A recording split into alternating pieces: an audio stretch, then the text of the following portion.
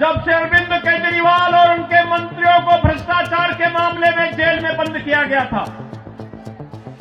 Jail से जमानत पे छूटने के बाद इन्होंने कहा था कि जनता जनार्दन फैसला करेगी। अरे जनता जनार्दन ने तो लोकसभा चुनाव में फैसला कर दिया है।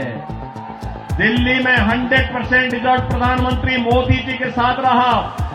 आम आदमी पार्टी के एजेंडे में रविदासी मंदिरों के पुजारी नहीं है। यानी आज भी इनकी तुष्टीकरण की जो पॉलिसी चली आ रही है, बांटो और राज करो की पॉलिसी चली आ रही है, वह अभी भी मानदेय और सरकारी पैसे से उस मानदेय या भत्ता देने में भी उसमें ये लोग परहेज नहीं कर पा रहे हैं कि डबल इंजन सरकार से ही दिल्ली की कायाकल्प होगी और डबल इंजन सरकार के प्रतिनिधि के रूप में बजरंग शुक्ला को दिल्ली विधानसभा में चुन करके भेजे। आज दिल्ली की आर्थिक स्थिति इतनी बदहाल कर चुके हैं कि उनको भी कई महीनों का नहीं मिला और जब वहां से हो हल्ला शुरू हुआ तो इन्होंने उसको डाइल्यूट करने के लिए कहा कि हम पुजारियों को भी देंगे। बहन और भाइयों, मैं पूछना चाहता हूं अरविंद केजरीवाल जी से और उनकी पूरी टीम से, क्या किसी मंदिर के सुंदरीकरण की कार्य योजना को उन्होंने कभी आगे बढ़ाया? कभी बढ़ाया? मॉडल देखना हो तो आइए काशी में काशी विश्वनाथ धाम को देखिए।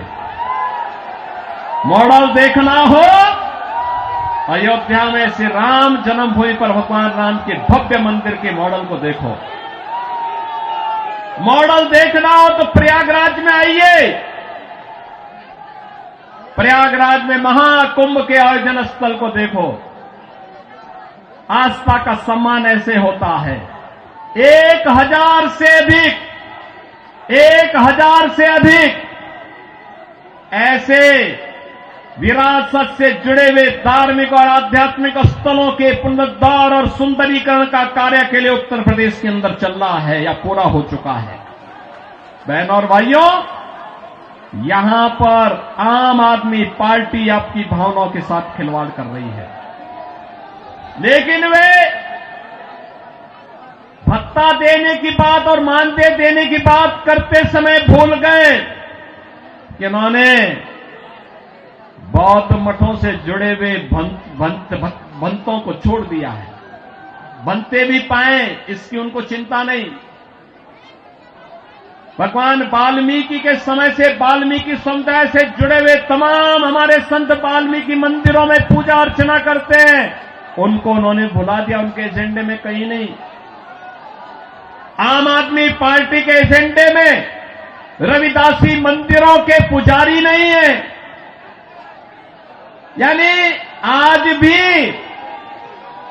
इनकी तुष्टीकरण की जो पॉलिसी चली आ रही है, बांटो और राज करो की पॉलिसी चली आ रही है, वह अभी भी मानदेय और सरकारी पैसे से उस मानदेय या भत्ता देने में भी उसमें ये लोग परहेज नहीं कर पा रहे हैं। और इसीलिए तो मैं आप सबसे कहना चाहूंगा कि बहन और भाइयों, आज प्रधानमंत्री मोदी जी के नेतृत्व में हम एक नए भारत का दर्शन कर रहे हैं। एक नया भारत अगर हमें काशी में काशी विश्वनाथ का दर्शन कराता है तो उत्तराखंड में केदारपुरी में भगवान केदारेश्वर का भी भव्य मंदिर का पुनरुद्धार का कार्य वहां चल रहा है। मध्य प्रदेश में महाकाल का महालोक है तो उत्तर प्रदेश के विंध्यवासिनी में मां विंध्यवासिनी का धाम भी एक नए कॉरिडोर के रूप में विकसित हुआ है। अयोध्या में 500 वर्षों के बाद फिर से रामलला विराजमान हो गए हैं। और इस अवसर पर मैं आप सबसे अपील करना चाहूंगा, यह समय है, जैसे उत्तर प्रदेश डबल इंजन सरकार का लाभ प्राप्त कर रहा है, एक साथ एक स्वर में सभी सरकारें मिल करके विकास को ध्यान में रख करके, युवाओं के भविष्य को ध्यान में रख करके, अन्नदाता किसानों के भविष्य को ध्यान में रख करके, बहन और बेटियों की सुरक्षा को ध्यान में रख करके, व्यापारियों की सुरक्षा को ध्यान में रख करके अपना कार्य कर रही है। ऐसे ही दिल्ली के अंदर भी भारतीय जनता पार्टी नेतृत्व की डबल इंजन सरकार आनी चाहिए और डबल इंजन सरकार की शुरुआत आपने कर ली है। आपने कर ली है। याद करिए, जब से अरविंद केजरीवाल और उनके मंत्रियों को भ्रष्टाचार के मामले में जेल में बंद किया गया था, जेल से जमानत पे छूटने के बाद इन्होंने कहा था कि जनता जनार्दन फैसला करेगी। अरे जनता जनार्दन ने तो लोकसभा चुनाव में फैसला कर दिया है। दिल्ली में 100% रिजल्ट प्रधानमंत्री मोदी जी के साथ रहा। चंदौलिया जी को आपने यहां से अपना सांसद चुन करके भेजा है, देश की संसद में भेजा है। तो जनता जनार्दन तो अपना फैसला कर ही चुकी है और इस विधानसभा चुनाव में भी जनता जनार्दन फैसला करने को पूरी तत्परता के साथ खड़ी है। और इसी में मैं आपसे अपील करने के लिए आया हूं कि बहन और भाइयों, इस किराड़ी विधानसभा क्षेत्र से भारतीय जनता पार्टी ने अपने कर्मठ कार्यकर्ता को, जिनका एक ही ध्येय है और वह है कि इस किराड़ी विधानसभा क्षेत्र को एक विकसित विधानसभा क्षेत्र के रूप में विकसित करना। यहां के लोकप्रिय सांसद श्री चंदौलिया जी के साथ मिलकर के अच्छी सड़कें देना,